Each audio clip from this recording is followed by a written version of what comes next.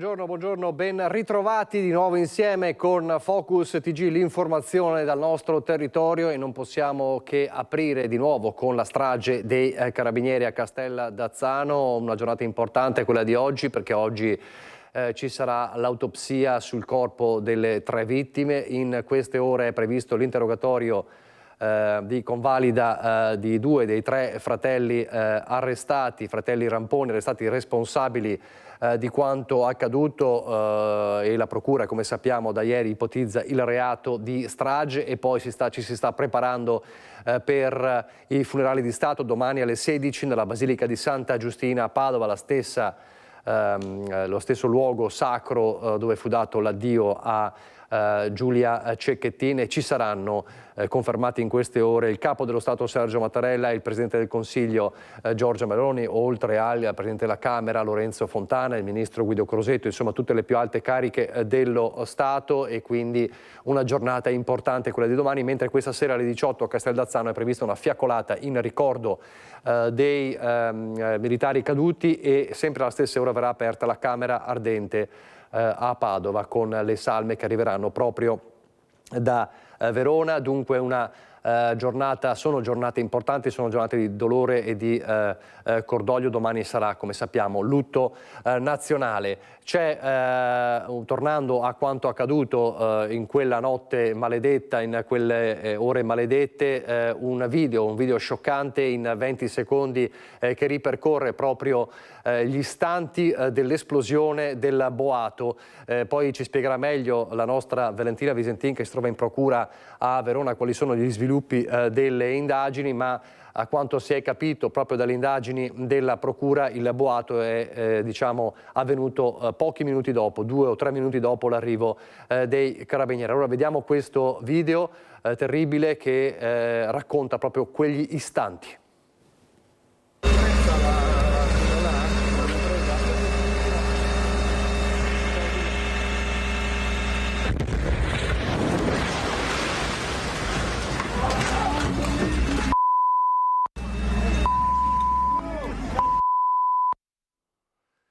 Pochi secondi ma che raccontano tutto, quel lampo che squarcia il buio della notte, e quelle immagini terribili che poi si spostano ovviamente nel boato per l'impatto del boato. Allora, lo dicevamo, la procura ipotizza il reato di strage. Vediamo il servizio prima poi di collegarci con Valentina Visentin. 3 bare, 3 divise, un silenzio che urla dolore. Venerdì Padova, il Veneto e l'Italia si fermeranno per rendere l'ultimo saluto ai 3 carabinieri morti nell'inferno di Castellazzano. Sarà lutto nazionale nella Basilica di Santa Giustina. Alle 16 i funerali di Stato del brigadiere capo Valerio Daprà, il luogotenente Marco Piffari e il carabiniere scelto Davide Bernardello. Le loro salme, dopo l'autopsia disposta dalla Procura di Verona, saranno accolte nella Camera Ardente allestita nella sede della Legione Carabinieri del Veneto. Intanto a Verona la vita resta appesa a un filo per 3 dei 25 feriti. Tra loro, la più grave è proprio colei che ha innescato la strage con il gas, la sorella Ramponi, Maria Luisa. La donna è intubata in terapia intensiva, mentre i 2 carabinieri più gravi, tra quelli ancora ricoverati, mostrano lievi segni di miglioramento. Per i 3 fratelli Ramponi la procura ipotizza il reato più pesante, quello della strage. Nelle prossime ore l'interrogatorio davanti al GIP per Franco e Dino. Una follia, quella dei 3, che andava avanti da anni. Già in passato avevano minacciato di farsi saltare in aria. Problemi familiari, debiti, disagio. Il comune aveva tentato più volte di aiutarli, senza successo. Purtroppo non hanno mai voluto accogliere nessun aiuto. Purtroppo abbiamo sempre trovato una chiusura da parte di queste 3 persone. Loro sono andate avanti ferme nella loro posizione. Una persona, se apre la porta, può far entrare qualcuno, altrimenti non si può. Non si può. Loro questa porta non l'aprivano? Non l'aprivano, non hanno mai aperto, non hanno mai voluto neanche un dialogo, neanche un colloquio, nonostante gli inviti che sono stati fatti. Abbiamo documenti che parlano chiaro di quello che abbiamo tentato di raggiungere, ma purtroppo c'è stata chiusura sempre. Dunque le parole della sindaca, che sarà presente questa sera alla fiaccolata a Castellazzano dalle 18, dunque la fiaccolata per ricordare le 3 vittime dell'esplosione che partirà da Piazza Pertini a Casteld'Azzano e attraverserà le vie del paese. Immaginiamo che arriverà poi al luogo della tragedia, del disastro.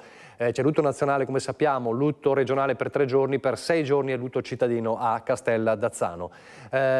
Questa sera l'omaggio in paese, ieri invece a Padova c'è stato l'omaggio con le sirene che suonavano davanti al comando provinciale dei Carabinieri di Padova, con diciamo, il comando del pronto intervento. Facevano parte 2 delle 3 vittime, Piffari, Bernardello e Dapra. 2 di loro lavoravano proprio al comando provinciale di Padova, dove ieri c'è stato questo omaggio con le sirene di tutte le forze dell'ordine, e poi anche chi da altri comandi, non solo a Padova, ricorda l'attività di questi uomini nel soccorso e nell'intervento di situazioni delicate. Sentite.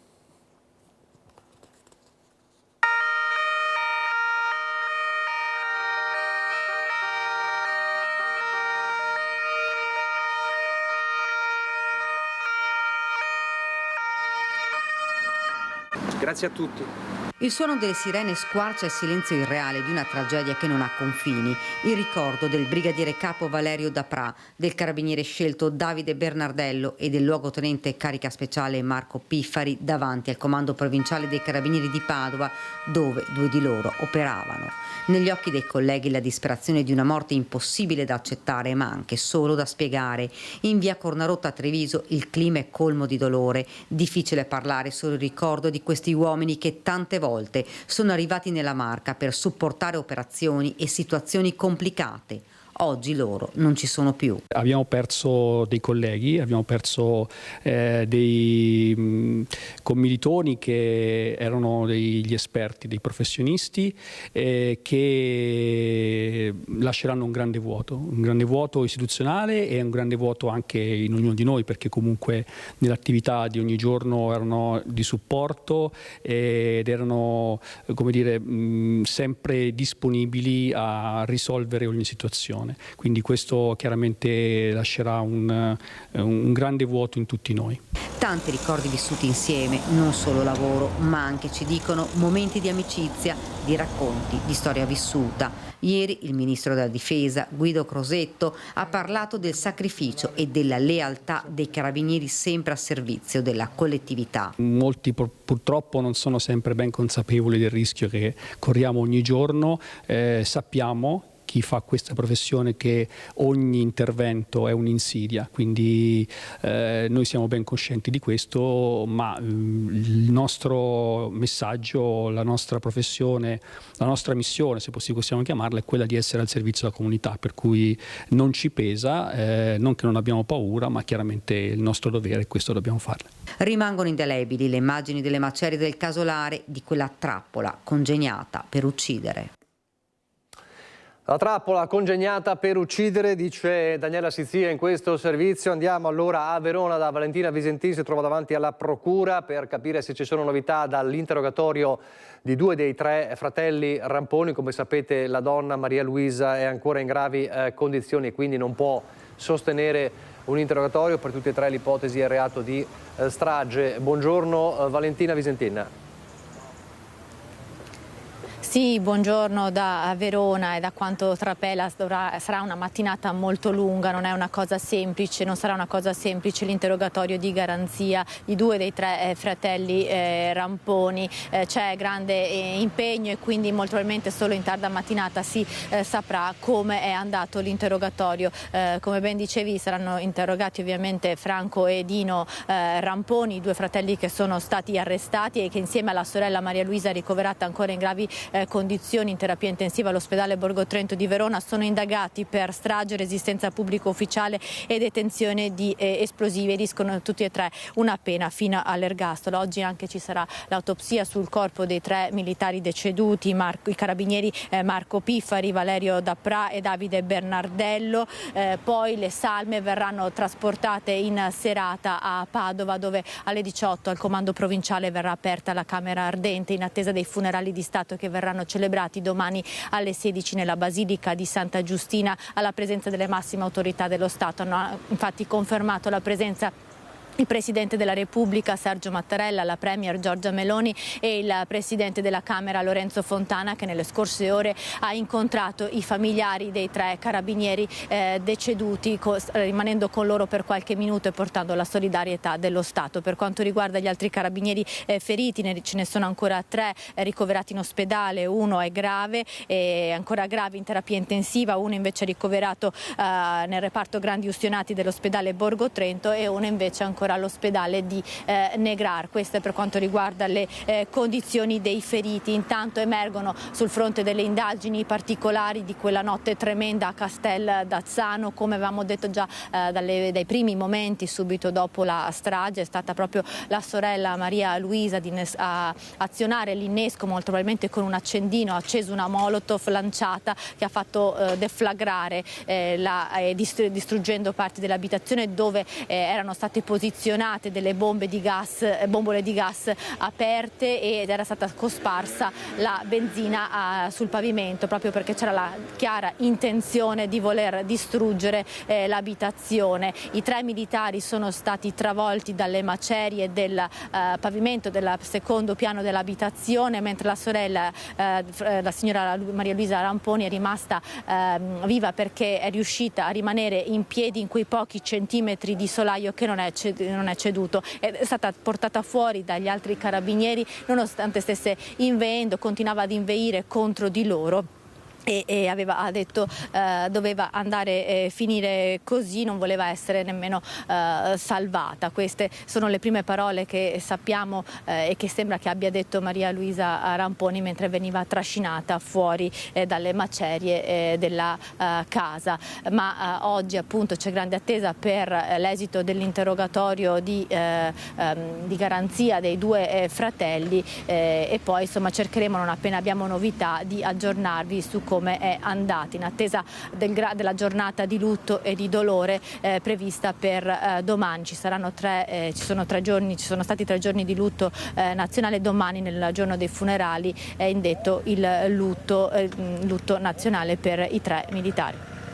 Da Verona è tutto, la linea allo studio. Grazie a Valentina Visettin e Francesco Ratai. Lo dicevamo, domani i funerali di Stato con, tra gli altri, il Capo dello Stato Sergio Mattarella e il Presidente del Consiglio Giorgia Meloni e altre importanti cariche dello Stato.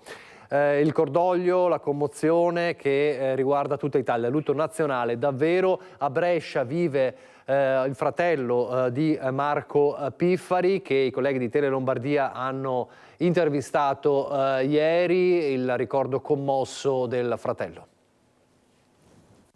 Io avevo un carattere, questo fin da ragazzo, sia con gli animali sia con le persone. Lui era un altruista, quindi spesso magari rinunciava anche a cose della sua famiglia o la sua vita privata per dare più spazio al lavoro che comunque gli piaceva tanto. Andrea Piffari nella sua casa del Bresciano racconta così del fratello Marco: la sua dedizione verso gli altri, l'amore per la divisa e per il suo lavoro. L'arma, dice Andrea, era la sua famiglia, la sua vita. Era entrato nei Carabinieri a 17 anni. Originario di Taranto, si era trasferito in Lombardia con la famiglia. Da oltre una ventina d'anni viveva nel Padovano, a Trebaseleghe. Per 4 anni era stato maresciallo dei Carabinieri a Zero Branco. Attualmente era al comando della squadra operativa a supporto del battaglione mobile di Mestre, un reparto speciale che entra in azione in situazioni ad alto rischio, ma proprio la sua esperienza lo aveva portato ad affrontare la vita in un certo modo. Viveva molto alla giornata, nel senso che credeva in quello che faceva, gli piaceva, lo faceva proprio con armonia. Separato, non aveva figli, ma aveva adottato una bimba a distanza durante una delle sue tante missioni all'estero e proprio nei prossimi giorni sarebbe dovuto partire per il Libano, dove sarebbe rimasto 5-6 mesi.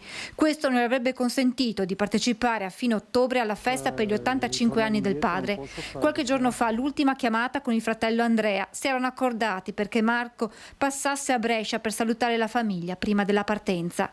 Ero preoccupato, racconta ora Andrea, per questa missione, conoscendo la situazione in Medio Oriente.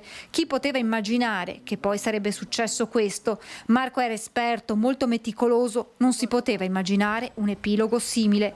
Non riusciamo ad accettarlo, non si è mai preparati. L'ultimo pensiero di Andrea va poi agli uomini e alle donne delle forze dell'ordine. Spero che non accadano più cose del genere. Questi ragazzi ci mettono l'anima, ma spesso vengono presi di mira. problema del rischio è diventato tanto più alto per loro, perché lavorano secondo me sempre più al limite per garantire spesso la sicurezza dei delinquenti.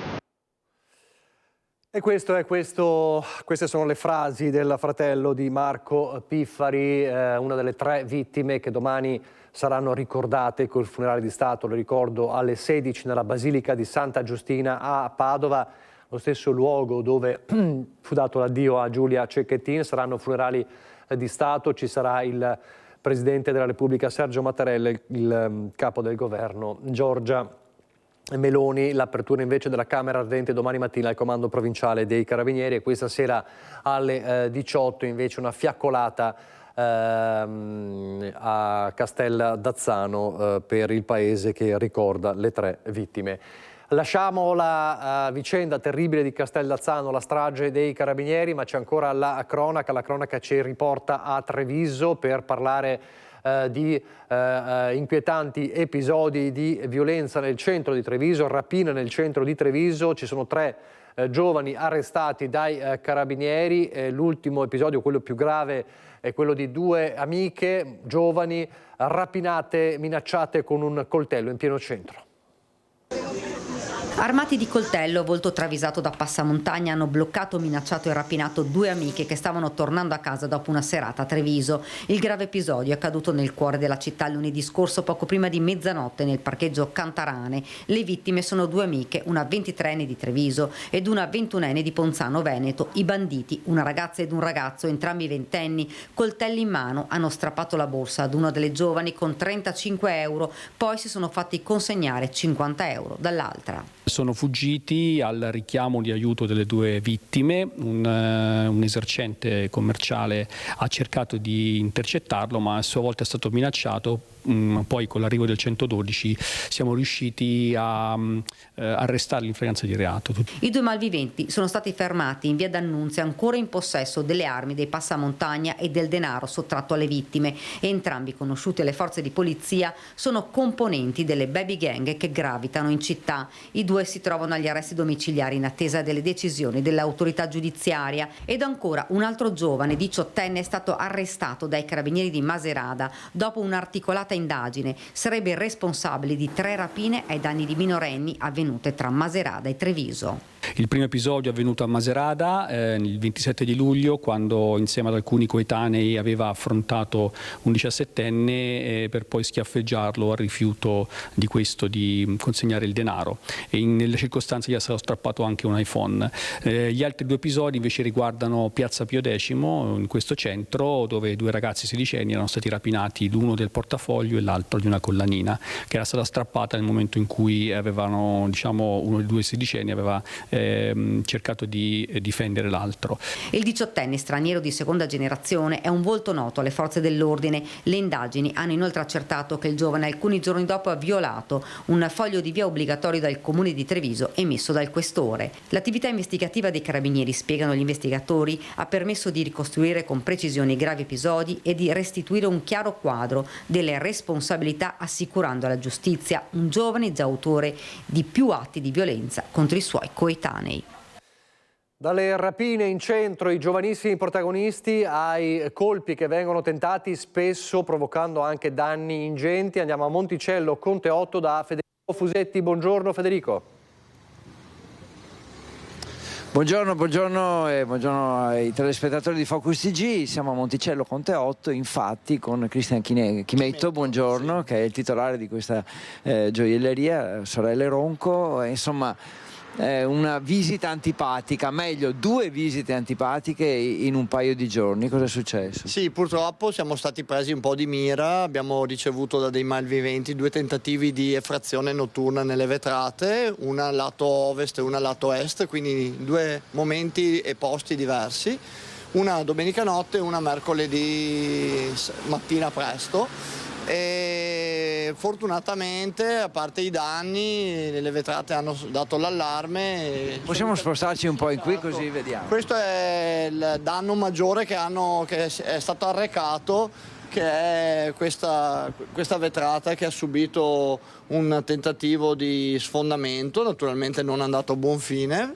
Però la cosa dà molto fastidio perché ha creato molti danni e ci disturba molto il dover ripristinare una situazione per un attacco molto molto velleitorio e soprattutto molto banalmente da non professionisti, insomma. Però ecco, c'è da dire che l'allarme, le vetrate così funzionano, insomma questo è anche un messaggio, questo è un negozio, una gioielleria, insomma, dove i sistemi di difesa funzionano. Certo, abbiamo già segnalato questa cosa qui anche alle autorità e le autorità sono intervenute in 3 minuti dalla partenza dell'allarme. E dopo la partenza dell'allarme i malviventi sono fuggiti subito a gambe levate, a testimonianza proprio che erano proprio un po' inesperti, ecco, usiamo questo termine. Che cosa chiede lei? Chiedo più sicurezza preventiva, serve una videosorveglianza maggiore, una presenza delle forze dell'ordine proprio a prevenire questi atti che alla fine diventano degli atti di disturbo più che di danno, più danno materiale che non danno economico ai fini di valori rubati, non sono entrati. Però ci hanno creato parecchio disturbo perché adesso si è necessario 6 giorni di lavoro per sostituire una vetrata del genere con relativa fermo economico, commerciale. Quindi la prevenzione e l'aiuto da parte delle autorità e anche da parte delle amministrazioni comunali a prevenire e a rendere più agevole lo stato sociale è importantissimo. Ringraziamo Cristian Chimetto, buongiorno e grazie della sua disponibilità. Nicola, da me e da Simone Squarcina ti restituiamo la linea. Grazie a Federico Fusetti e Simone Squarcina, grazie anche al titolare dell'oreficeria di Monticello Conte 8. Adesso torniamo nel Trevigiano per parlare di un'operazione antidroga della polizia a Conegliano che ha portato a delle denunce anche grazie all'utilizzo della app YouPol. Sono state alcune segnalazioni dei cittadini attraverso l'app YouPol, che permette di comunicare episodi di bullismo, spaccio di sostanze stupefacenti e violenza domestica, a dare il via alle indagini del commissariato di Conegliano, che ha denunciato proprio per spaccio 4 cittadini nigeriani di 55, 45, 36 e 34 anni, tutti residenti nella città del Cima, che non risultavano svolgere alcuna attività lavorativa. Durante le perquisizioni gli agenti hanno recuperato una 40ina di dosi di cocaina già confezionate e pronte per la cessione, ingenti quantità di sostanza da taglio, bilancini di precisione, taglierini, forbici e oltre 2.000 euro in contanti, probabile provento dell'attività di spaccio. Articolata l'attività di indagine messa in piedi dalla polizia coneglianese con mirati servizi di osservazione che ha permesso di ricostruire una strutturata rete di commercio illegale di droga, anche con soggetti che avevano l'incarico di fare da palo, monitorando la zona in bicicletta o avvistando eventuali movimenti sospetti dal terrazzo di una palazzina da cui veniva osservata la situazione in strada. L'obiettivo dell'operazione del commissariato è quello di ricostruire la filiera dello spaccio, soprattutto di cocaina, che da tempo interessava la zona, in particolare nei pressi di bar e negozi. Dallo spaccio a Conegliano al maxi sequestro di cannabis a Longarone. Un campo da 2000 metri quadrati, 46 kg di infiorescenze di canapa e un imprenditore agricolo arrestato il giorno successivo rimesso in libertà con decreto del PM di Belluno. È accaduto venerdì scorso a Longarone, dove la squadra mobile di Belluno è intervenuta per dare seguito all'articolo 18 del decreto sicurezza entrato in vigore lo scorso aprile. Da allora la cosiddetta cannabis light è considerata sostanza stupefacente. Enrico Follador, 35 anni, imprenditore agricolo da 8, che a Provagna ha il suo campo e a Longarone un punto vendita di abbigliamento, prodotti per la cura personale e infiorescenze, con il suo legale Lorenzo Simonetti di Roma, si dichiara estraneo ai reati contestati di detenzione, coltivazione e vendita di sostanza stupefacente. Non sono Pablo Escobar, ci dice, mentre ci parla del suo lavoro, delle tasse pagate, della contabilità in ordine. Io l'unica cosa che posso dire è che per me è stata un'esperienza traumatica, perché ho aperto questa azienda nel 2017. Venerdì stavo preparando la festa nel mio paese per il mio compleanno e sono arrivati la polizia antidroga di Belluno, li ho accompagnati in casa, nell'azienda, hanno visto tutto e mi hanno sequestrato tutto il materiale in loco, quindi qui non mi hanno portato via niente in attesa di analisi e anche nel campo, stesso discorso, mi hanno messo i sigilli sul campo, quindi io mi trovo in difficoltà perché ho le piante pronte per il raccolto e il campo bloccato. Venerdì scorso Follador ha accompagnato gli agenti della Mobile nel suo appezzamento di terreno e a loro ha consegnato tutta la documentazione che attesta la produzione di cannabis light, ed è certo che anche le analisi di laboratorio non lo smentiranno. Si ridimensiona anche il precedente segnalato dalle forze di polizia. L'unico episodio che ho avuto è stato nel 2008 o 2009 al massimo, dove sono stato sorpreso a fumare uno spinello con una mia amica, nient'altro. Al suo fianco l'avvocato Simonetti, che di recente si è occupato di un analogo caso a Pedavena. Così come nel caso di 2 settimane fa, sempre innanzi al Tribunale di Belluno, anche in questo caso ho ottenuto la revoca della misura cautelare e la non applicabilità nel secondo caso, in quanto il nodo processuale fondamentale è quello dell'accertamento dell'efficacia drogante,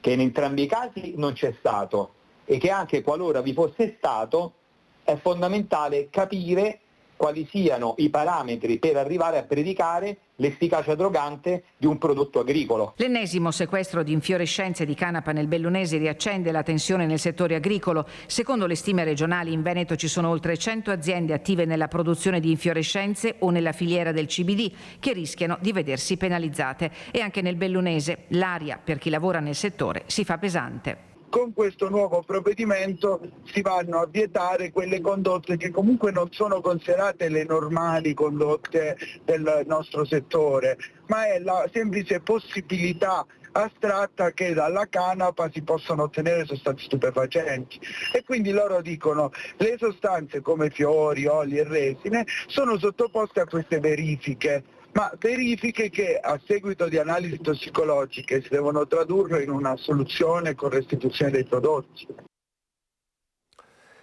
Adesso invece nel veneziano, per un incidente che fa scattare la polemica, siamo a Favaro Veneto. Ilaria Marchiori, buongiorno.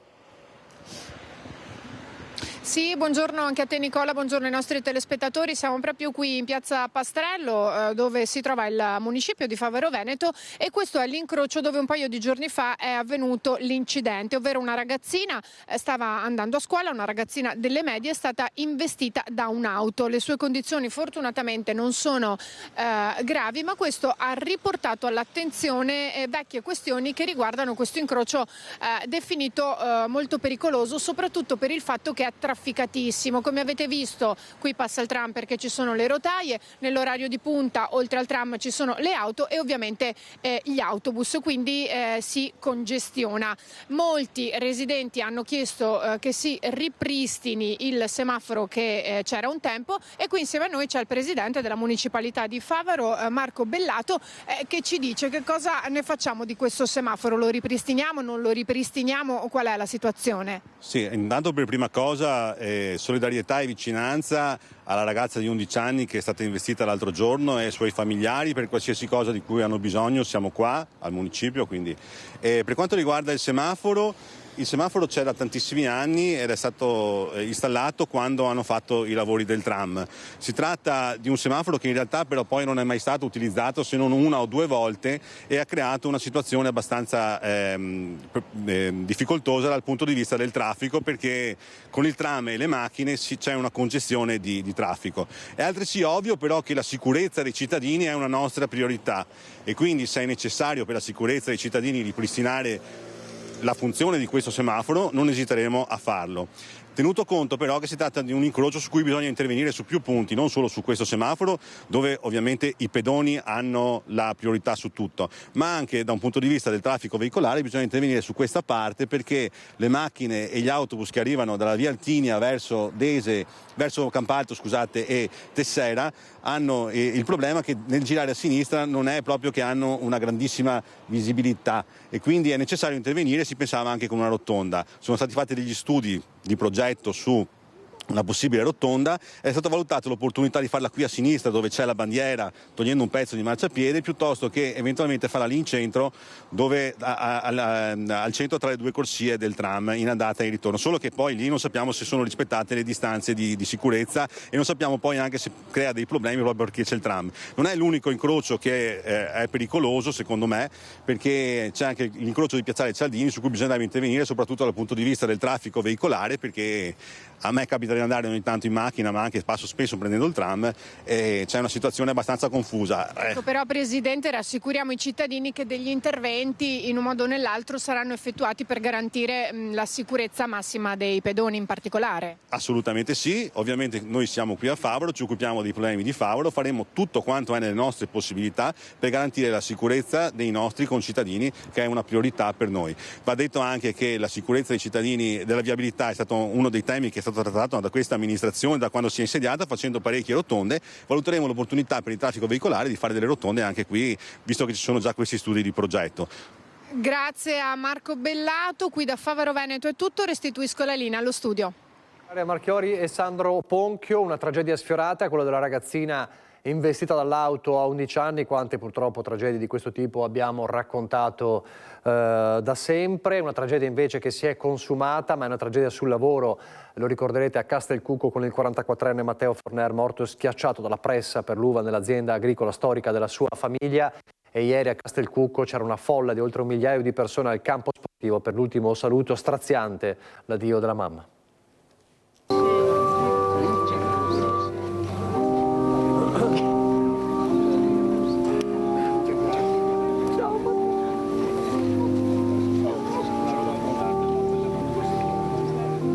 L'ultimo abbraccio di mamma Sara al suo Matteo è stato il momento più toccante della cerimonia funebre che si è svolta nel campo sportivo di Castelcucco, paese dove Matteo Forner era nato 44 anni fa e dove aveva scelto di fare il viticoltore, ma non solo.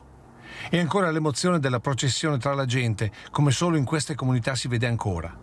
Oltre 1000 le persone che hanno partecipato all'ultimo saluto. Volevamo ringraziare le autorità religiose qui presenti per aver consentito di derogare rispetto al luogo dove si sarebbero tenuti i funerali. La nostra pur dignitosa chiesa parrocchiale non sarebbe stata in grado di ospitare la marea di amici che avrebbero voluto portare il loro ultimo saluto al nostro Matteo. Un uomo che si è speso per la comunità, in quel servire cristiano del buon samaritano, nella riflessione dell'officiante Don Marco Cagnin. Ed è una preghiera importante quella di oggi, questo grazie a Matteo.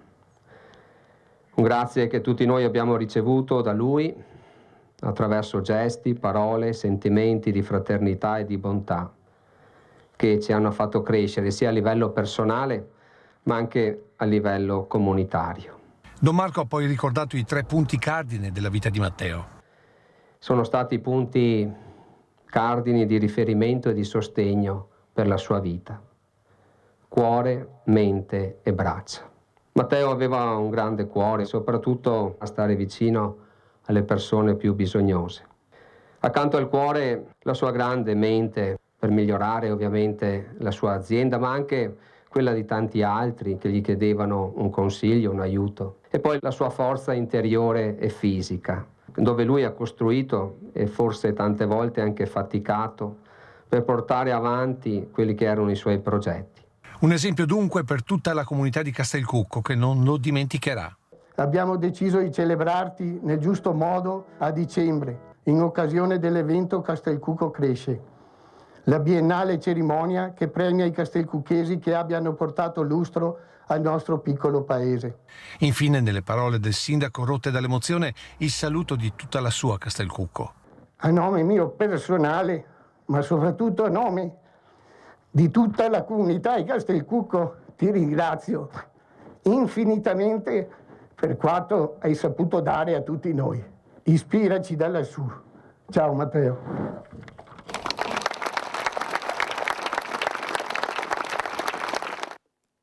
La voce rotta dalla commozione, quella del sindaco di Castelcucco, Paolo Mares. L'inchiesta adesso sulla morte della neonata partorita in casa a Borso del Grappa. Il video della nascita della piccola non sarà dirimente, secondo il direttore generale dell'ULSS 2 Benazzi. A fare chiarezza invece sarà soltanto l'autopsia prevista domani.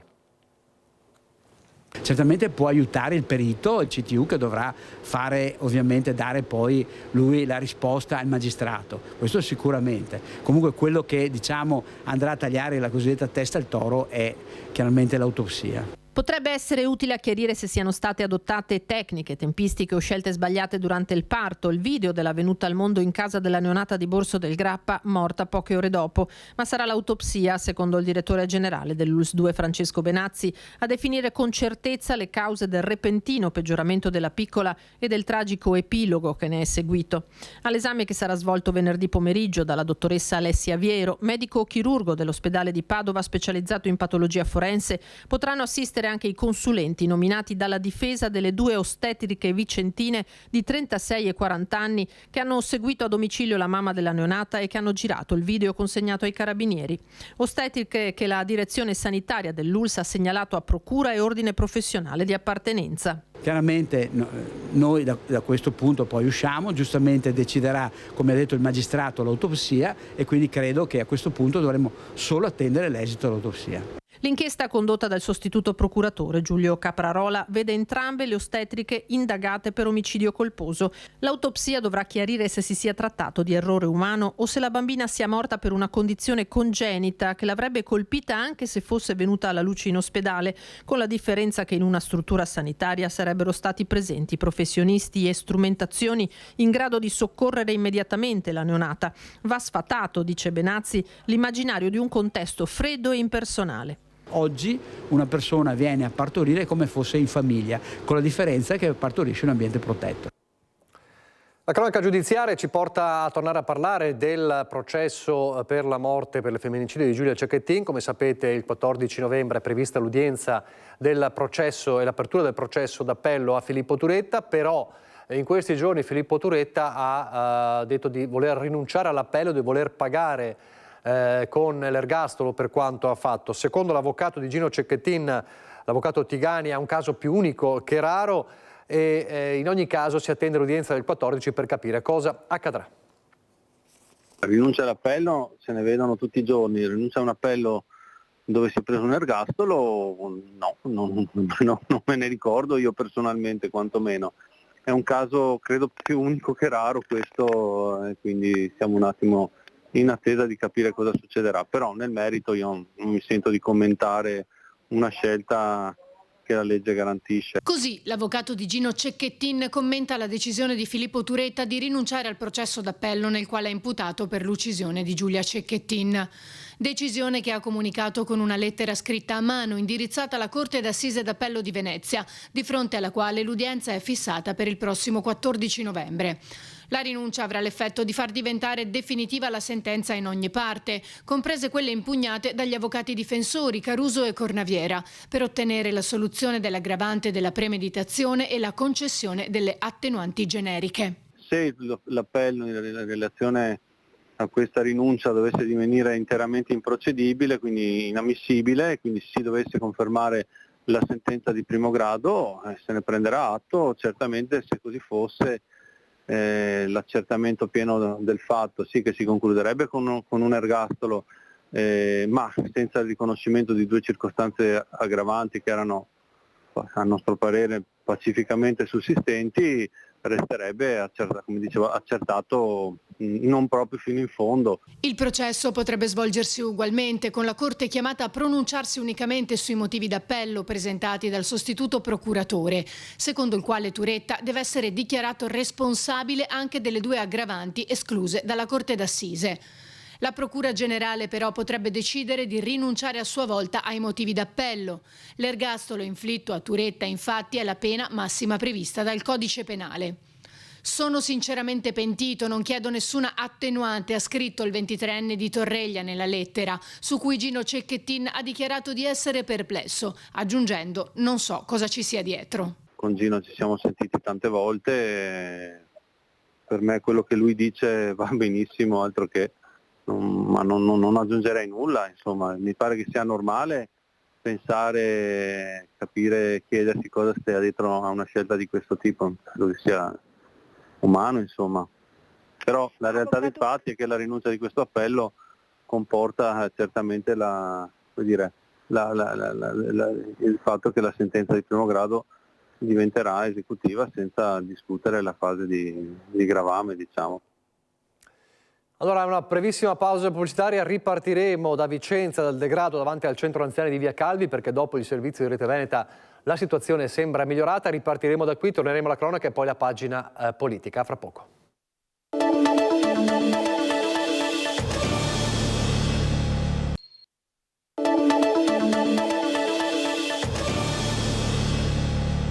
Degrado a San Pio X. Alcuni senza tetto bivaccavano davanti al centro anziani. La segnalazione era arrivata dal consigliere di quartiere Nicolò Aldighieri. Hanno trasformato il sottoportico nelle loro stanze e questo ovviamente ha creato una situazione di degrado che ha disincentivato la presenza di chi è realmente oggetto dei servizi di questo centro, ovvero gli anziani, specialmente nelle fasce serali. In effetti i senza tetto erano abituati a bivaccare e a dormire sotto i portici davanti alla porta del centro di Via Calvi, dove avevano occupato anche gli spazi dei contatori utilizzati come armadi dove conservare coperte e vivande. Noi di Rete Veneta abbiamo chiesto di incontrare l'assessore competente per metterlo a conoscenza della situazione e chiedergli una risposta, ma fino a oggi c'è stato solo risposto che la situazione del centro anziani è monitorata anche dalla polizia locale e a quanto pare i senza tetto si sarebbero spostati, cosa che ci conferma anche il consigliere di quartiere che ci aveva fatto la segnalazione. Dopo il servizio di Rete Veneta la situazione è migliorata da un punto di vista del degrado perché è stato ripulito il vano in cui erano stati riposti gli effetti personali dei senza tetto, tuttavia bisogna intervenire in maniera risolutiva trovando una soluzione permanente anche per questi signori, trovare una soluzione dignitosa magari nell'albergo cittadino della città e risolvere però primariamente la presenza di degrado in questo edificio perché pone un servizio fondamentale per i nostri nonni, i nostri anziani del quartiere. Insomma, la situazione è migliorata, ma non si può ancora dire risolta, perché in passato viene riferito che i senza tetto si sarebbero già allontanati per poi tornare. Essendo che negli scorsi mesi sono andati più volte via e tornati, avvertiamo il rischio che possa accadere di nuovo e per questo chiediamo all'amministrazione una risposta che però finora non è arrivata. Anche noi di Rete Veneta attendiamo una risposta dall'amministrazione che fino ad ora non è arrivata, anzi approfittiamo di questo servizio per invitare l'assessore competente a rispondere al nostro microfono per rassicurare questi cittadini. Insomma, torneremo a chiedere un'intervista all'amministrazione e ovviamente terremo i nostri telespettatori informati, quindi la questione non finisce qui ma continua. E da Vicenza siamo tornati in diretta, andiamo a Bassano per tornare a parlare di sicurezza perché dopo gli accoltellamenti di qualche settimana fa c'è stato ancora un altro episodio preoccupante, un 35enne che è stato trovato con un coltello e delle lame di taglierino nello zaino ed è stato denunciato. Ci racconta tutto Monica Smiderle. Il tema della sicurezza a Bassano è ancora prepotentemente di attualità. Ci troviamo in viale 11 febbraio a due passi da Piazzale Cadorna e dal centro storico di Bassano. Questo luogo è stato teatro qualche settimana fa di due episodi violenti. A fine agosto l'accoltellamento del professore Del Brocchi per aver negato una sigaretta. Qualche giorno dopo poi nella lite tra due baby gang c'è stato l'accoltellamento di un ventenne. Martedì sera la Polizia di Stato ha fermato un gruppo di giovani nello zaino, uno di loro nascondeva un coltello e 3 lame di taglierino. Si tratta di un 35enne, l'uomo è stato denunciato per porto d'armi. Con noi c'è l'assessore alla sicurezza del Comune di Bassano, Alessandro Campagnolo. Dunque, che cosa sta succedendo a Bassano? Questi episodi raccontano di una città che è preoccupata, di cittadini preoccupati. Ha fatto bene a ricordare gli episodi passati nell'immediata vicinanza al centro storico.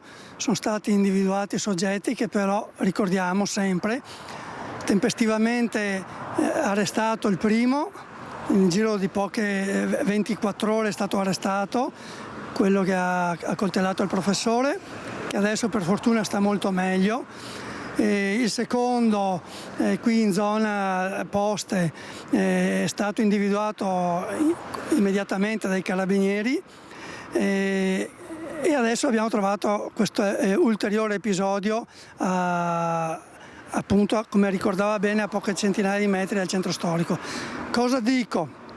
Dico che sì, è giusto preoccuparsi, però è anche giusto ricordare che sono tutti segnali di risposte immediate da parte delle forze dell'ordine, quindi questi controlli non sono casuali, sono modulati proprio puntualmente alla ricerca anche degli strumenti atti a offendere, come è stato dimostrato.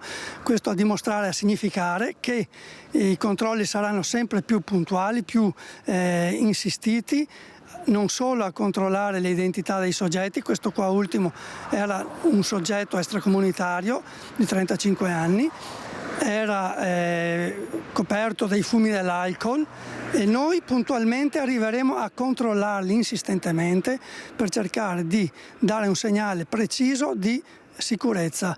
Quindi c'è da aspettarsi che i controlli a parte polizia, carabinieri, polizia locale saranno sempre più insistenti e sempre più modulati a cercare anche strumenti atti a offendere. Più volte, Assessore, anche il Comitato di Quartiere Centro Storico ha richiesto, anche attraverso i nostri microfoni, maggiori controlli con pattuglie, soprattutto a piedi, la sera in centro. È possibile? Stiamo lavorando anche su questo fronte, confortati dal fatto comunque che il sistema della videosorveglianza dà ottimi risultati. Cerchiamo anche di insistere con il rinforzo del personale del commissariato in particolare, ma anche con la prospettiva ormai imminente del rientro della polizia locale all'interno del comune di Bassano. Cercheremo di valutare anche una presenza in centro storico di pattuglie anche appiedate in zona non solo della Movida ma anche nelle immediate vicinanze al centro storico, perché non dimentichiamo che abbiamo 22 quartieri da cautelare e riceviamo segnalazioni dai vari quartieri. Noi siamo intenzionati a dare sempre maggior risposta di presenza sul territorio. Sono episodi violenti che spesso vedono protagonisti giovanissimi. Siete preoccupati da questo punto di vista? Sui giovanissimi, come ha già ricordato anche qualche giorno fa il sindaco, in particolare siamo stati di recente al quartiere Firenze e abbiamo ricordato che è partita un'attività anche di dialogo costante con i servizi sociali per cercare di capire anche questi giovani, che sono quasi tutti di seconda generazione, oserei dire tutti, e vedere anche lo stato delle loro famiglie per cercare di attivare una verifica e speriamo in un colloquio che possa darci una mano anche a livello familiare. Noi siamo intenzionati non solo a usare la clava delle verifiche sul territorio, ma anche il dialogo con le famiglie per vedere di recuperare quanto meglio possiamo questi giovani e riportarli a una riflessione sulla civiltà. Così dunque da Bassano. Adesso apriamo la pagina politica, partiamo da Padova. Ieri sera il lancio della campagna della Lega, del centrodestra al Palageux con conferme e annunci. La sorpresa più importante è quella di Luca Zaia, che sarà capolista in tutte le province, insomma, dopo questi giorni in cui sembrava quasi che si potesse sfilare, mentre Matteo Salvini ha indicato l'obiettivo, quello di essere primo partito del Veneto. Il candidato presidente Alberto Stefani ha parlato del suo programma e a salire sul palco, aprendo la serata, anche il sindaco di Treviso Mario Conte, presidente di ANCI Veneto, che ha portato la voce dei sindaci. Guardiamo. Io credo che non ci potesse essere candidato più autorevole, forte, preparato, e il fatto che tu sia giovane è solo che un pregio, perché il futuro non sono i giovani sono il presente del nostro Paese e abbiamo bisogno di quella sensibilità amministrativa su tanti temi che devono essere strappati alla sinistra. I temi ambientali non sono di sinistra, lo sport e il sociale non sono temi di sinistra, sono temi di persone per bene, quali noi siamo e che quotidianamente lo dimostriamo nei nostri comuni. Viva la Lega, viva Alberto Stefani e viva San Marco! Che battaglia che fatica, quanti giorni, quante sere, quanti tavoli, quante notti di trattativa, però essere qua con un candidato della Lega che vincerà in Veneto è una delle più grandi gioie che da segretario della Lega potessi chiedere. L'obiettivo umile, ne parlavo prima con Luca e con Alberto, a me basta ovviamente confermare la buona amministrazione, però l'obiettivo che da segretario non del partito ma del movimento, della famiglia, della comunità che è la Lega mi pongo il 24 novembre pomeriggio è che in Veneto la Lega sia umilmente, tranquillamente, gagliardamente, coraggiosamente primo partito del Veneto. Posso capire tutto ma non i veti. E quindi ho detto, se sono un problema cercherò di diventare un problema reale.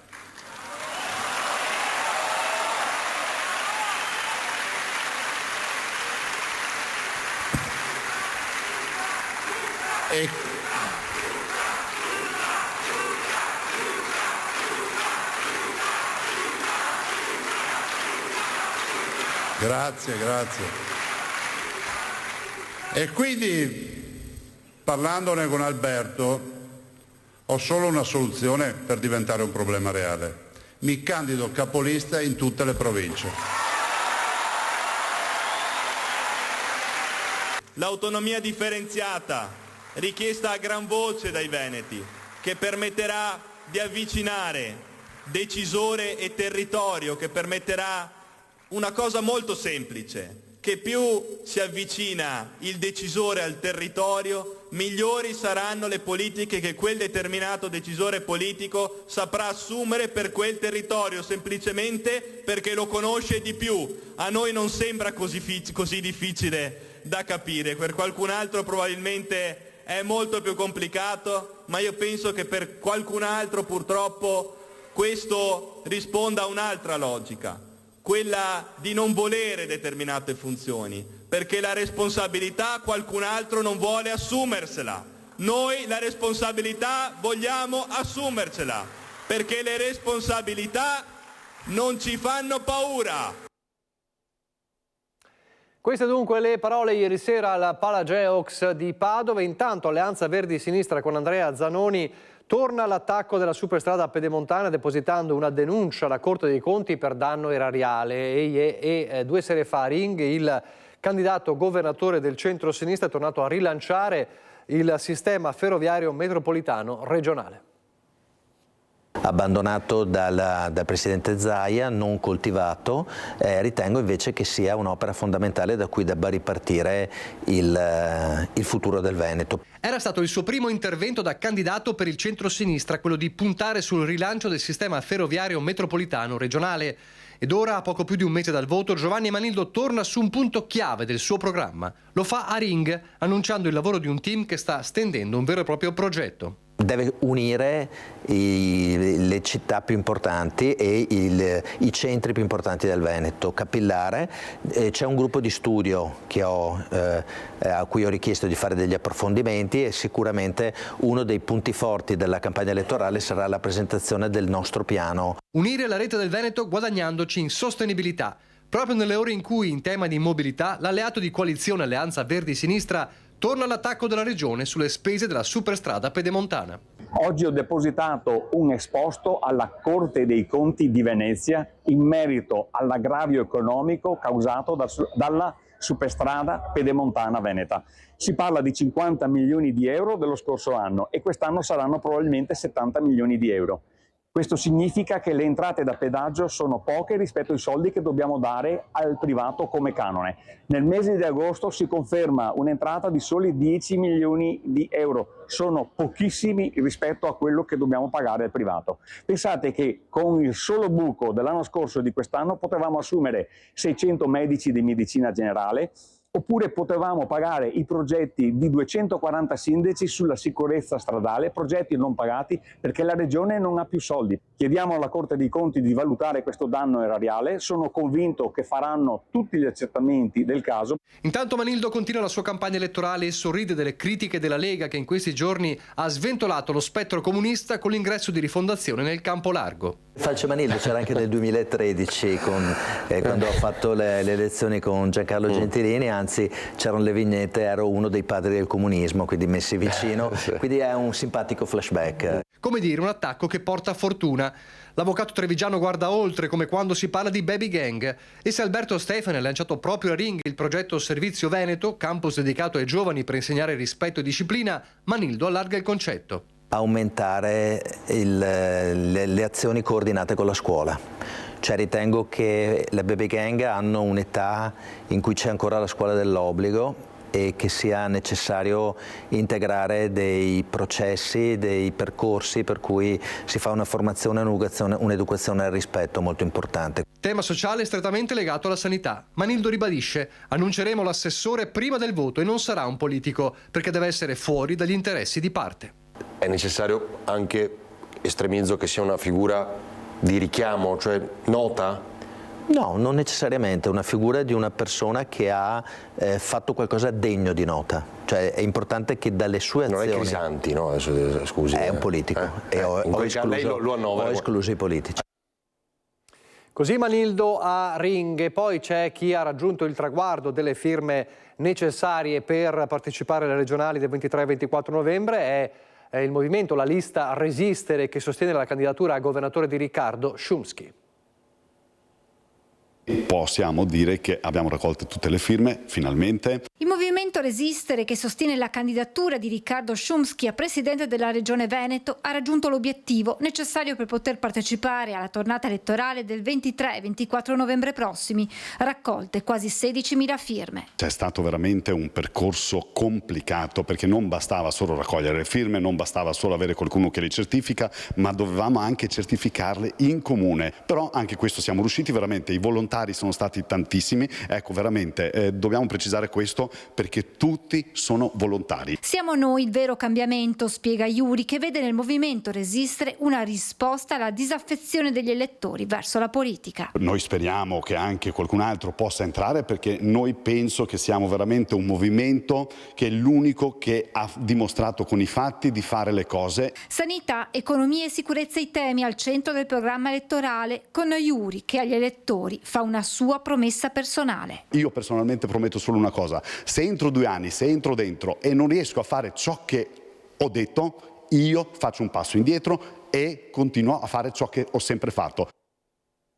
Pubblicità, poi di nuovo in diretta.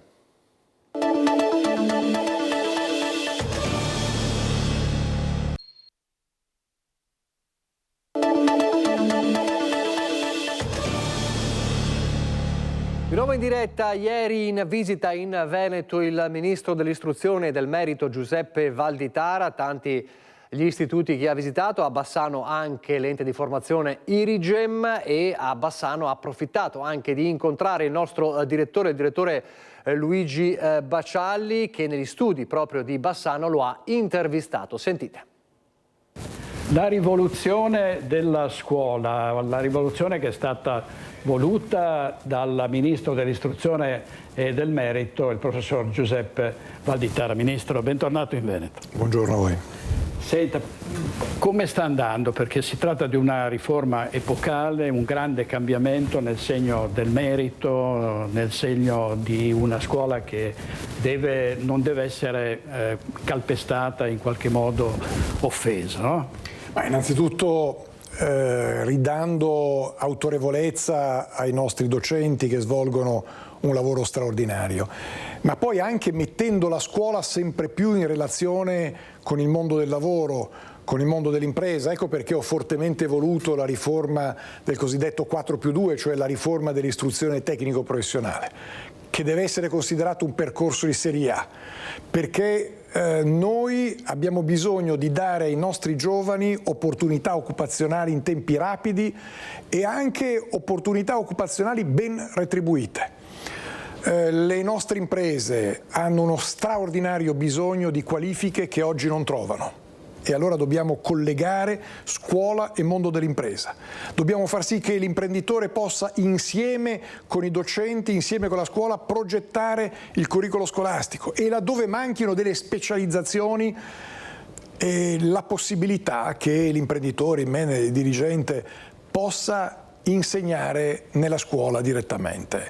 E poi ancora però ovviamente il potenziamento dell'italiano, della matematica, dell'inglese, l'internazionalizzazione, la possibilità di fare ricerca, la formazione scuola-lavoro, l'apprendistato formativo, il campus, la filiera, vedete quante cose per costruire un percorso sempre più moderno, sempre più capace di dare lavoro, di dare grandi opportunità formative ai nostri giovani. Ecco, qui nel nord-est, come lei sa, c'è una forte carenza di manodopera, si dice anche appunto di persone qualificate. Questo è l'obiettivo, diciamo, della Questo riforma. è l'obiettivo, questa è una grande sfida. Non è un caso che molti paesi, penso per esempio ad alcuni paesi africani come l'Egitto, l'Etiopia, l'Algeria, la Tunisia, abbiano voluto firmare con noi un protocollo per studiare ed importare il nostro percorso, che è molto innovativo rispetto al tradizionale modello che ha peraltro sempre funzionato bene, tedesco e svizzero, perché noi creiamo proprio la filiera fra i 4 anni dell'istruzione tecnica, quindi puntiamo sulla qualità piuttosto che sulla quantità, e i 2 anni degli ITS che hanno dei rendimenti occupazionali straordinari. Il 90% dei ragazzi dopo 6 mesi trova subito un posto di lavoro e l'altro 10% non lo trova perché si iscrive all'università o si iscrive a un corso di master o quant'altro. Allora c'è il tema della filiera, il tema del campus, di questo coordinamento, ma è necessario coinvolgere anche un'impresa, quindi scuola, ITS, impresa. Senza l'impresa non si può dar vita al nuovo percorso, e questo perché è assolutamente importante rendere sempre più concreta, sempre più pratica, sempre più rispondente ai bisogni del territorio la nostra formazione. Quindi la cultura del lavoro e non quella del diritto. Ma fondamentale anche qui ritornare a mettere al centro la cultura del lavoro, l'etica del lavoro, insegniamola sin dalle scuole elementari, la bellezza, dicevo, portiamo nelle nostre scuole elementari un manufatto del nostro artigianato straordinario made in Italy, facciamo capire che dietro c'è creatività, genialità, ma anche fatica. Torniamo ad apprezzare anche una fatica che è finalizzata a realizzare, a concretizzare qualcosa di bello, qualche cosa che ci soddisfa, qualche cosa che ci fa crescere. E non dimentichiamoci che la nostra Costituzione fonda la nostra Repubblica sul lavoro, e l'articolo 4 parla di dovere oltre che di diritto, e quindi anche qua con un principio che noi dobbiamo rimettere al centro, non soltanto diritti che sono fondamentali, i diritti sono fondamentali, ma anche doveri, perché senza i doveri non ci sono i diritti. Se noi andiamo a guardare quello che dicevano, a leggere quello che dicevano i nostri costituenti, ci rendiamo conto che la cultura dei doveri era molto importante. Ripensiamo anche a Mazzini, no? L'etica del doveri. Una società che non ha la responsabilità individuale, no? Perché io insisto molto anche chi sbaglia paga, chi rompe paga, perché altrimenti se è sempre colpa della società è sempre colpa dell'altro, noi non facciamo maturare i nostri giovani. Certo. La riforma della maturità va anche in questo senso. Ridare importanza a quell'autonomia, a quella responsabilità che la scuola deve favorire nel giovane, non soltanto le conoscenze, non soltanto sapere cosa sono i logaritmi o tradurre un brano dal latino, fondamentale, importantissimo, ma anche quel grado di maturazione che ti fa diventare veramente adulto, responsabile. Quindi formare anche non solo degli studenti modello, ma delle persone per bene. Io trovo straordinario lo sforzo, l'impegno e anche i risultati che lei ha ottenuto sul fronte della lotta al bullismo, e anche con una reintroduzione di una giusta severità nei giudizi. Chi prende un voto basso in condotta... La riforma del voto di condotta, ma cioè, pensate che prima, sino a ieri, essere sospesi significava starsene a casa magari davanti alla PlayStation o al computer o al cellulare, e invece adesso vuol dire essere sospesi vuol dire più scuola, cioè studiare di più, studiare anche e capire perché la società giudica sbagliato il tuo comportamento, e devi dimostrare di aver capito perché hai sbagliato, e poi ancora le attività di cittadinanza solidale. Hai fatto il bullo? Hai offeso un insegnante? Hai picchiato un tuo compagno? Hai devastato la scuola? E allora devi andare a lavorare in un ospedale, in una casa di riposo, in una mensa, o banalmente a pulire il giardino della scuola, per capire che sei inserito in una società, per capire la solidarietà, il valore della solidarietà, il valore dell'altro, del rispetto verso l'altro e verso i beni pubblici. Se noi non torniamo da questi fondamentali, non abbiamo un grande futuro davanti. Ecco, rispetto a questi cambiamenti, quali riscontri ha avuto, che reazioni ci sono state? Per esempio si è polemizzato molto sul divieto dell'uso dei cellulari anche nelle secondarie superiori, ma poi alla fine sta andando tutto. Guarda, io da settembre ho girato tante scuole in tante regioni d'Italia e devo dire che questo divieto è stato applicato in tutte le scuole, anche nelle scuole superiori. E proprio stamattina ero qua in un istituto agrario di Bassano e una ragazza mi ha detto: all'inizio eravamo contrari noi ragazzi, adesso abbiamo capito che l'ha fatto per noi e siamo tutti felici perché abbiamo recuperato le relazioni, il parlare fra di noi.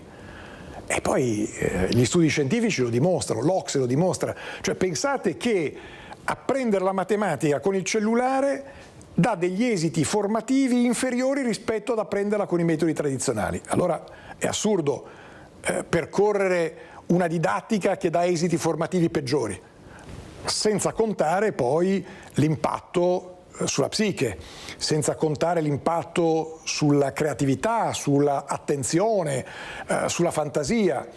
Allora disintossichiamo un po' i nostri giovani. In queste ore facciamo che si concentrino su quello che devono studiare, non si distraggano sul cellulare, che non significa non dare valore all'intelligenza artificiale. Abbiamo fatto proprio a Napoli questa primo summit mondiale fra scuola e intelligenza artificiale, 6.000 ragazzi, centinaia e centinaia di studenti, di docenti, imprese, ma soprattutto esperti da tutto il mondo.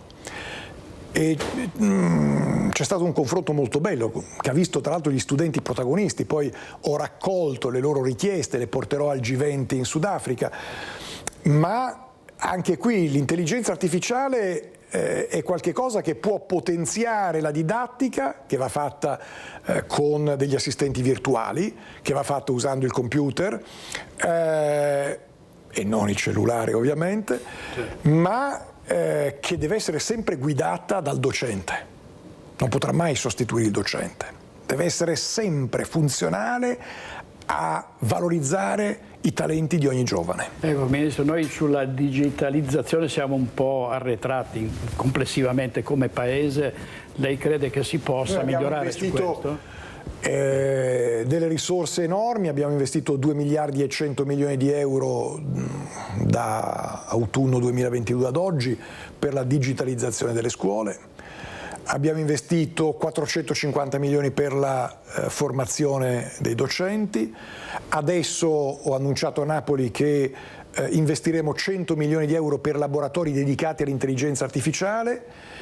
Siamo passati da un rapporto anno scolastico 2021-22, un device, cioè un computer o tablet ogni 6 studenti, ci avviciniamo in questo anno scolastico a un rapporto di 1 su 2. E quindi veramente uno sforzo enorme e soprattutto abbiamo avviato delle sperimentazioni di utilizzo di questi assistenti tecnologici virtuali nelle scuole, in alcune scuole. Allargheremo sempre più questa sperimentazione, i primi risultati sono positivi, senza dimenticare che però bisogna partire da carta e penna, bisogna partire dal libro cartaceo, perché gli studi della psicologia ci hanno confermato che solo carta, penna, libro cartaceo attivano, soprattutto nel bambino, tutte le aree cerebrali e quindi sono decisive per la formazione corretta. Quindi l'intelligenza artificiale si va ad aggiungere per potenziare l'intelligenza umana guidata dall'uomo, guidata dal docente al servizio degli studenti. Ecco, quindi diciamo la teoria dell'atrofizzazione dei cervelli con l'intelligenza artificiale usata Bisogna saperlo utilizzare bene. Bisogna saperlo utilizzare bene. Faccio un esempio. Cosa fa questo assistente virtuale? Ti suggerisce gli esercizi più adatti per recuperare, capisce quali sono le tue problematiche e ti va a insegnare dei metodi di studio. Quindi niente a che vedere con ChatGPT, ChatGPT lasciamo da parte, e ti va a suggerire dei metodi di studio, degli esercizi e quant'altro che ti controlla in modo da capire se stai seguendo correttamente questo percorso di recupero o di accelerazione, si può anche immaginare per accelerare. Ma è ovvio che tutto questo deve essere programmato, deve essere guidato dal docente che deve essere formato, ecco perché noi abbiamo avviato anche un percorso di formazione dei docenti coinvolti in queste sperimentazioni. Quindi sempre, come si dice, con grande attenzione. Ecco. So che ha molti altri impegni, Ministro, le faccio un'ultima domanda. Questo giro in Veneto che obiettivo ha? Diciamo, qual è? Ma intanto conoscere. Io giro tanto le scuole italiane perché voglio parlare con i docenti, voglio parlare con gli studenti, voglio parlare con il personale scolastico per capire le problematiche, per capire che cosa si può migliorare e quindi ho trovato tante realtà molto belle, molto stimolanti, giovani pieni di entusiasmo. Anche qui non confondiamoci, perché è vero che c'è il bullismo, ma la grande maggioranza dei nostri giovani sono ragazzi per bene, ragazzi che hanno la luce negli occhi, che non odiano e non usano la violenza nei confronti del loro compagno. E quindi anche per capire che cosa si può fare per migliorare sempre di più il nostro percorso formativo, perché abbiamo nelle mani il futuro dei nostri giovani e quindi è la cosa più bella.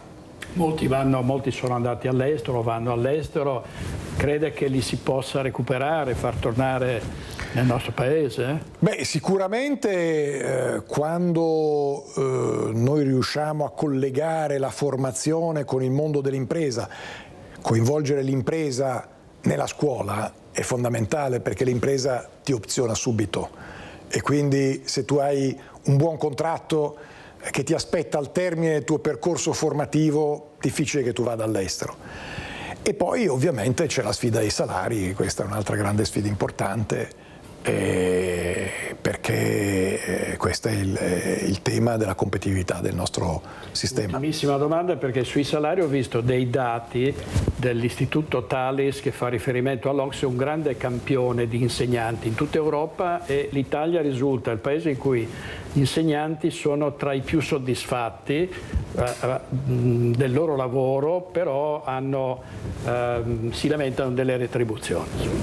Infatti noi scontiamo un decennio di blocchi contrattuali. Voglio dire che nel 2022, a novembre 2022, dopo 3 settimane, abbiamo sbloccato un contratto che era fermo da 3 anni con un aumento decoroso. Abbiamo messo nella scorsa legge di bilancio risorse per garantire la continuità contrattuale sino al 2030. Io insisto che dobbiamo investire sempre più risorse per il contratto degli insegnanti, per il contratto del personale scolastico tutto, insegnanti, ATA, dirigenti. Non mi interessa con quali formalità, con la riduzione della pressione fiscale piuttosto che con aumento della contribuzione. Importante che gli insegnanti, il personale scolastico guadagni più soldi. E poi con politiche di welfare. Partirà da gennaio l'assicurazione sanitaria per 1.200.000 lavoratori della scuola. La prima volta l'assicurazione sanitaria. Abbiamo avviato adesso un percorso di scontistica importante che si concluderà fra un mese per far sì che il personale della scuola possa avere sconti significativi su abbigliamento, alimentari, viaggi, più elettrodomestici e quant'altro. Abbiamo avviato per la prima volta l'assicurazione contro gli infortuni sul lavoro. Il personale scolastico era escluso e anche questo vuol dire attenzione al mondo della scuola. Abbiamo varato le norme che puniscono chi aggredisce un docente, un dirigente scolastico, con la possibilità dell'arresto in flagranza e semiflagranza, la difesa da parte dell'Avvocatura dello Stato. Insomma, è partita una fase nuova di grande attenzione verso i docenti, dobbiamo sempre di più valorizzare le loro retribuzioni, il loro impegno, e poi c'è anche la grande sfida, e qua nel nord-est è particolarmente sentita, dobbiamo puntare su casa e trasporti, perché altrimenti i docenti qua non vengono. E questa è un'altra grande sfida, rendere competitiva questa professione. Ministro, grazie molte. Grazie a voi. Grazie, buon lavoro. Arrivederci. Questa dunque l'intervista, la lunga intervista del nostro direttore Luigi Bacialli al Ministro dell'Istruzione e del Merito Giuseppe Valditara, molto interessante quello che ha detto il Ministro. Gli ultimi 10 minuti di questa edizione di Focus TG li spendiamo con lo scrittore e ricercatore storico Stefano Pierucci. Buongiorno e grazie per essere con noi. Grazie a voi. Che ha dato alle stampe un nuovo libro importante perché torna a parlare un po' di storia, che è un po' il suo pane, ed ha un titolo, ecco lo vediamo, che è emblematico, 1943-1945, gli anni dell'odio. Parliamo dunque degli anni successivi all'armistizio, la cosiddetta guerra civile, però cerchiamo di capire per sfatare alcuni miti, è così Pierucci? Sì, chiaramente innanzitutto vi ringrazio per lo spazio che mi date e dico io ho scritto questo libro appunto perché siamo dopo 80 anni, c'è purtroppo una parte che è rimasta ferma 80 anni fa, anche se le cose sono andate avanti, la Resistenza è stato un grande capitolo storico, però effettivamente come diceva anche il più grande storico italiano, è stata una lotta di classe, perché c'era una parte della resistenza, infatti erano due le resistenze, c'era la resistenza diciamo bianca, repubblicana, democristiana, socialdemocratica, socialista, che era una resistenza più attendista, era una resistenza che aspettava gli eventi, e poi c'era una resistenza garibaldina che era diciamo praticamente capitanata dal Partito Comunista, che invece voleva entrare in un'azione diretta con molti atti che potevano creare delle problematiche, non aspettando diciamo la famosa avanzata dell'8ª e la 5ª armata, che non solo secondo me ma secondo tanti storici sono quelli che hanno liberato l'Italia, perché chiaramente 30.000 partigiani all'inizio contro 500.000 soldati della Repubblica Sociale coadiuvati dai tedeschi era un po' fatica che potessero avere la meglio. Se non ci fosse stata questa forza d'urto grandissima che era quella degli Stati Uniti d'America insieme all'Inghilterra, che hanno lasciato sul campo 350.000 uomini, bisogna dirlo, è chiaro che non avrebbero avuto un esito positivo. Però purtroppo la storia è sempre stata in un certo senso falsata, come il mito della Resistenza, che i partigiani hanno liberato l'Italia. Questo non è Quindi questo vero. suo libro lei racconta di un altro sguardo, no? Quindi parliamo di 2 anni terribili, che sono quelli della Repubblica Sociale, in cui cade il fascismo, Mussolini fa la Repubblica Sociale e lì proprio c'è dalla Repubblica dal 43 al 45, anche perché nella foto che ho messo è anche una foto emblematica in cui c'è praticamente questo ragazzino ucciso in uno scontro, era un allievo milite della gioventù della Guardia Nazionale Repubblicana, e metto a fuoco questo ragionamento, come posso dire, il fascismo che manda questi ragazzini allo sbando per essere ammazzati purtroppo, e dall'altra parte anche la violenza, l'odio di sparare in faccia a un ragazzino che infatti si vede al volto coperto. E allora ci sono due tematiche.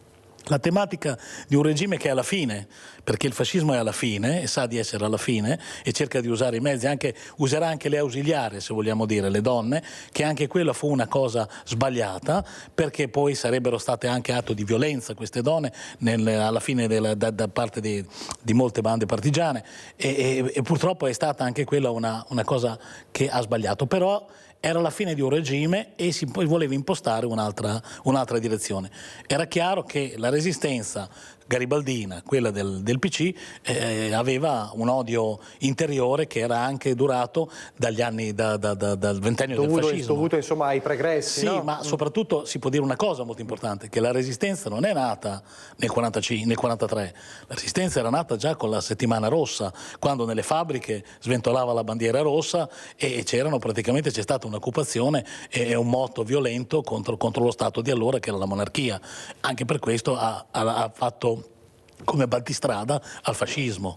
Ecco. Io però ho voluto focalizzare in questo libro che dopo 70-80 anni che sono passati dalla Resistenza ancora abbiamo questo retaggio, cioè ancora non c'è una pacificazione, nonostante che intellettuali come scrivo della caratura di Pierpaolo Pasolini diceva che, scrivendo a Moravia negli anni 70, 73 mi sembra, diceva il fascismo come arma di distrazione di massa, perché le problematiche non sono più il fascismo che non c'è più e non potrà più comparire, perché sappiamo bene che non ci sono le condizioni storiche, sono le condizioni storiche che determinano certi meccanismi, non ci sono queste condizioni storiche, perciò era un'arma di distrazione di massa che si usava per sviare, secondo Pasolini, che secondo me, pur non condividendo tante idee sue, è stato un grande intellettuale che manca alla sinistra adesso, un intellettuale di questo livello, diceva appunto per sviarli da quello che era il reale nemico, che era un capitalismo, che era consumismo, che praticamente, come dice anche Bauman, ci fa produttori e consumatori e chi è fuori è spazzatura.